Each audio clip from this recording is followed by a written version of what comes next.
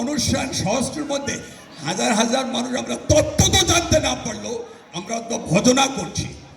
সম্মানিত সুধী ভক্তমণ্ডলী, আমাদের একনিষ্ঠ চিত্তে ভজনা।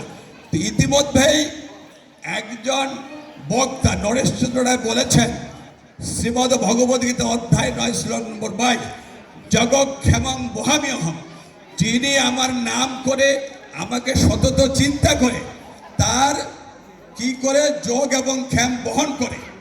তো আজ আছে, ঠিক আছে, আমি আপনাদের সবাইকে বললাম একজন আজ বাড়ি যাব না, আমরা তো জগৎক্ষেম, আমরা তো সতত চিন্তা করতেছি।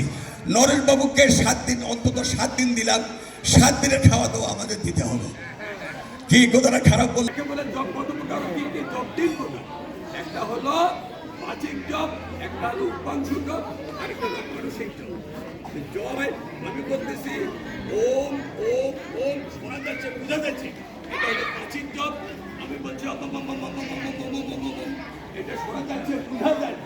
এটা হলো উপাংশু জব, মনে প্রাণে, যেটা দীনবন্ধু বলে যে হর্ষ কায়সাকা দুই হয় রবিশাসী, মধ্যবিন্দু পরম ব্রহ্ম তনুতে প্রকাশী, ওকারে নির্গমন সকারে প্রবেশন, সদাকাল হইতে আছে গমনাগমন, হংস শব্দ সহম মন্ত্র মনিতে জানিয়া, সহম শব্দে সেই তবে দেখো ভাবিয়া, বর্ষ 2 পাকা করিয়াছেন বিন্দু পরমাত্মা করহচিন। এই তো কহিন শাস্ত্রে যা আছে মনোযোগ দিয়ে ভক্ত করহচ। এইটা বলো